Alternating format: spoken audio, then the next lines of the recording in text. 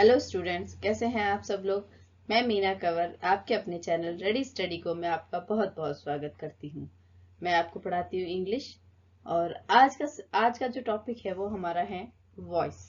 तो जिस किसी ने हमारे चैनल को सब्सक्राइब नहीं किया है, शेयर नहीं किया है, कमेंट नहीं करते हैं या लाइक नहीं करते हैं, तो प्लीज़ प्लीज़ प्लीज़ हमारे चैनल को सब्सक्राइब कीजिएगा, जिससे कि आपको ज़्यादा से ज़्यादा आपकी हेल्प हो सके आपके कंपटीशन एग्ज़ाम के लिए, है ना।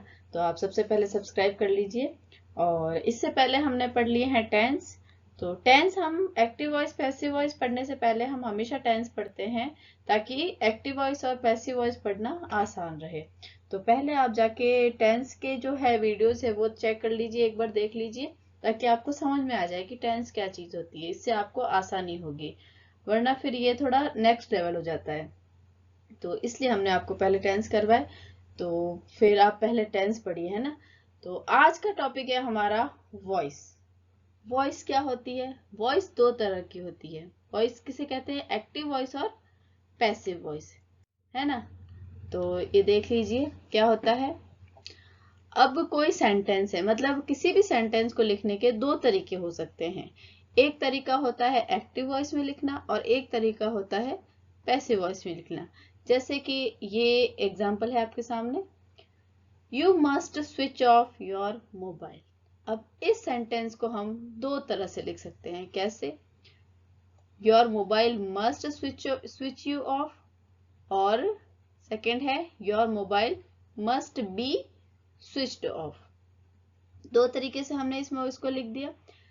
Sentences may be written in different ways, but their meaning must remain the same.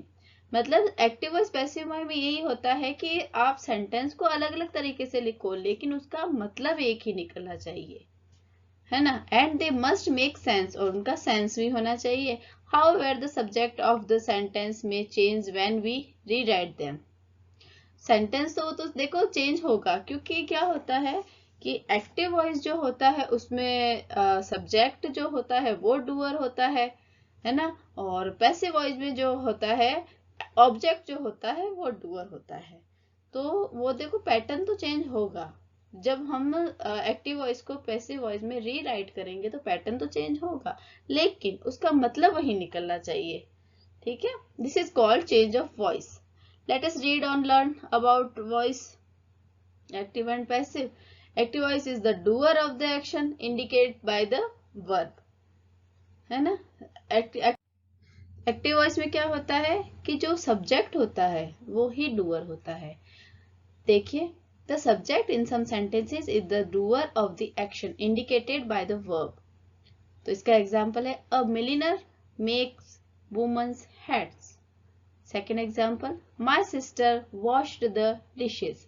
In these sentences, the subjects a milliner and my sisters are the doers of the actions indicated by the verbs make and washed. ठीक है, देखिए यहाँ क्या समझ में आया आपको कि a milliners makes women's hat। ये जो milliners है, जो वुमेन्स के हैट बनाता है, ये सब्जेक्ट है। ये सब्जेक्ट है, यही डूअर है। तो ये एक्टिव वॉइस का सेंटेंस है ना। My sister washed the dishes, मेरी सिस्टर ने वो धोए, बर्तन धोए। तो ये जो माई सिस्टर है यही इसमें सब्जेक्ट है, इसको हमने आगे लाया है। इन दी सेंटेंसेज, ये दोनों, इन दोनों सेंटेंसेज में ये दोनों डूअर है। ठीक है, when respectively when the subject of the sentence is also the doer of the action indicated by the verb, we say the verb is in active voice. ठीक है, जब डूअर जो होता है वो सब्जेक्ट होता है तो हम कह सकते हैं कि जो ये जो सेंटेंस है वो किस में है? एक्टिव वॉइस है। ठीक है, in the examples above the action indicated by the verbs makes and washed are. ये देखो, ये जो वर्ब्स है ना, ये मेक्स और ये वॉश्ड, ये किन के लिए है? अ मिलिनर के लिए और माय सिस्टर के लिए, है ना। तो ये हो गया हमारा एक्टिव वॉइस। अब एक्टिव वॉइस का स्ट्रक्चर हमेशा ये होता है, याद रखना, एक्टिव वॉइस का चाहे कोई भी टेंस हो, एक्टिव वॉइस का स्ट्रक्चर हमेशा रहेगा subject plus verb plus object. हमेशा यही स्ट्रक्चर रहेगा एक्टिव वॉइस का। ठीक है, अब पैसिव वॉइस क्या होता है उसके बारे में समझते हैं। Passive voice, the subject in some sentences is not the doer but the receiver of the action indicated by the verb or is the one acted upon। ठीक है, तो इसमें क्या लिखा है कि कई बार जो सब्जेक्ट होता है ना किसी सेंटेंस में वो डूअर नहीं होता, वो डूअर नहीं होता, वो क्या होता है, रिसीवर होता है, वो ऑब्जेक्ट होता है। तो उसको हम ऑब्जेक्ट को हम आगे लाते उसे आगे लाकर उसे डूअर बना देते हैं, तो वो उस सेंटेंस को क्या कहते हैं, पैसिव वॉइस का सेंटेंस। ठीक है, अब इसका क्या है एग्जाम्पल देखो, जो हमने पिछला पढ़ा था एक्टिव वॉइस में जो पढ़ा था उसी का पैसिव वॉइस बनाते तो क्या बनता है, women's heads are made by a milliner. अब देखो इसमें सब्जेक्ट तो मिलिनर है और ऑब्जेक्ट वुमेन्स हेड्स है, लेकिन हमने आगे आगे क्या लाए हैं, हम वुमेन्स हेड्स, ऑब्जेक्ट हम आगे ले आए, उसके बाद में हेल्पिंग वर्ब लिख ली, उसके बाद में हमने वर्ब की थर्ड फॉर्म लिख ली और बाय लिख लिया और फिर सब्जेक्ट लिख लिया। ठीक है, ऑब्जेक्ट कैन बी चेंज, मतलब ऑब्जेक्ट कोई भी हो सकता है ना, कोई जरूरी नहीं है मिलिनरी हो। ठीक है, और सेकंड सेंटेंस है the dishes were washed bye my sister. Dishes were, the dishes जो है वो ऑब्जेक्ट है, वर है हेल्पिंग वर्ब है, वॉश्ड है वर्ब की थर्ड फॉर्म, बाय प्लस ये माय सिस्टर है ना, इसमें सब्जेक्ट क्या है, इसमें सब्जेक्ट तो माय सिस्टर है लेकिन ये पीछे आ गया। इस तरह का स्ट्रक्चर हम किसी भी सेंटेंस में देखते हैं तो हमें समझ जाना चाहिए कि ये कौन सा है, पैसिव वॉइस है ना। In these sentences the subject womens heads and the dishes are not the doers but the receivers, ये क्या है, रिसीवर्स है, और the one affected by the actions indicated by the verbs are made and were washed respectively.